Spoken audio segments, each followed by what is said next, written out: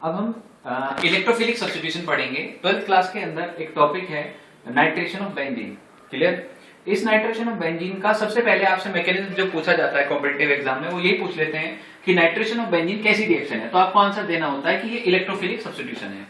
आपको फिर बाद में क्वेश्चन पूछेंगे कौन से दो इलेक्ट्रोफाइल एक्सचेंज होते हैं, वो हम अभी स्टडी करेंगे। देखिए, नाइट्रेशन ऑफ जो बेंजीन होता है उसके लिए जो रिस्पॉन्सिबल कंपाउंड्स होते हैं वो आपको ये होंगे। ये आपकी बेंजीन है। बेंजीन रिंग में अगर एरो के ऊपर इस तरीके से HNO3 जो आपका नाइट्रिक एसिड है, नाइट्रिक एसिड, क्लियर, और H2SO4 है जो आपका सल्फ्यूरिक एसिड होता है, ये दोनों आपस में इंटरेक्ट करेंगे।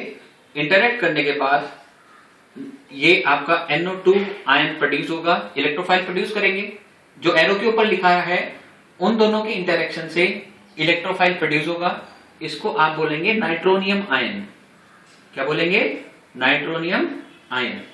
इलेक्ट्रोफाइल अटैक आपको मैंने जनरल मैकेनिज्म पे बताया था, इस पोजीशन पे अटैक करा देना और आपका डायरेक्ट प्रोडक्ट बन जाएगा ये बेंजीन रिंग, बिल्कुल ऐसे रहेगी और ये प्रोडक्ट हो जाएगा नाइट्रोबेंजीन। नाइट्रोबेंजीन मींस इसके अंदर ये नाइट्रिक एसिड है, सल्फ्यूरिक एसिड है, दोनों ने आपस में इंटरेक्ट किया, नाइट्रोनियम आयन बनाया। नाइट्रोनियम आयन ने बेंजीन रिंग पर अटैक किया और नाइट्रोबेंजीन बना दिया। क्लियर? अब देखिए मैकेनिज्म में हम इसको किस तरीके से देखेंगे कि किस तरीके से नाइट्रोनियम आयन बनता है और वो बाद में कैसे अटैक करता है। सबसे पहले प्रोडक्शन ऑफ इलेक्ट्रोफाइल। इलेक्ट्रोफाइल ही तो प्रोड्यूस किया आपने, वो इलेक्ट्रोफाइल कैसे प्रोड्यूस हुआ? सबसे पहले ये जो H2SO4 है, वैसे देखिएगा आप HNO3 भी एसिड है, H2SO4 भी एसिड है, लेकिन H2SO4 is more strong acid than HNO3। Clear? तो अगर कोई स्ट्रॉन्ग एसिड वीक एसिड के साथ रिएक्ट करता है तो स्ट्रॉन्ग एसिड एसिड होगा और वीक एसिड बेस की तरह काम करेगा। मींस ये जब रिएक्शन होगी, आपको HNO3 को मैं लिखने का तरीका बता देता हूं। आपको इस तरीके से HNO3 को लिखना है। क्लियर है? ये प्रेजेंटेशन है HNO3 का, नाइट्रिक एसिड का, ठीक। और यहां पर H2SO4 है, H2SO4। H2SO4 यहां पर एसिड का काम करेगा और ये काम करेगा बेस का। हाइड्रोजन जब ये रिलीज, एसिड का काम होता है H पॉजिटिव आयन रिलीज करने का। अगर ये H पॉजिटिव आयन रिलीज करता है तो वो एक्सेप्ट ये लोन पेयर करेगा, क्योंकि इलेक्ट्रॉन रिच साइट बच्चों ये है। अब देखिए, जब ये हाइड्रोजन आयन रिलीज करेगा तो H, ये आप शो करेंगे कि H पॉजिटिव आयन यहां से जा रहा है और H पॉजिटिव आयन निकलते ही ये आपका क्या बच जाएगा? HSO4 negative. Clear? HSO4 negative बचा और यहां से जब ये हाइड्रोजन निकला तो ये पॉजिटिव आयन ने यहां पे आके अटैक कर दिया और यहां पे ये प्रोड्यूस हो गया। NO2 ऐसा ही है।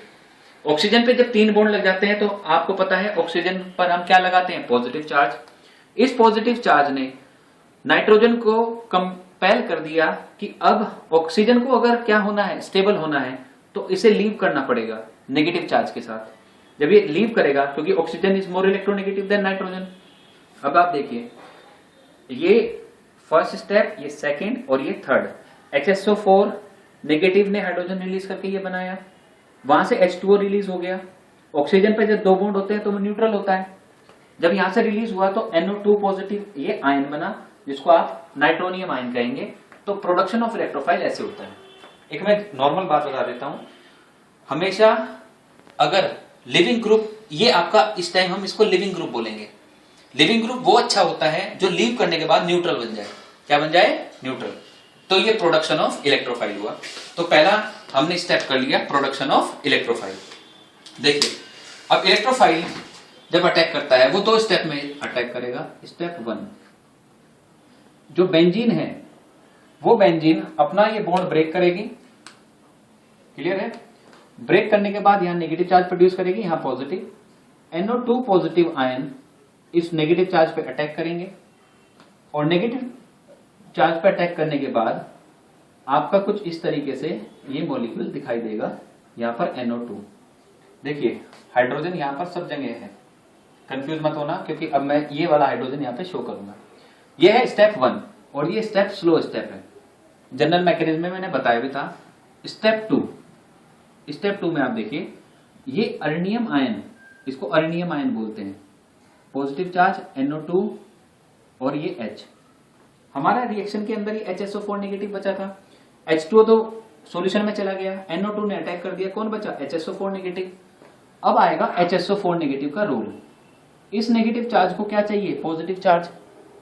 ये हाइड्रोजन को अपने पास बुलाएगा, हाइड्रोजन इसके पास पॉजिटिव चार्ज के साथ जाएगा और यहां पर कौन सा चार्ज छोड़ेगा? नेगेटिव। नेगेटिव पॉजिटिव में क्या बनेगा? बॉन्ड।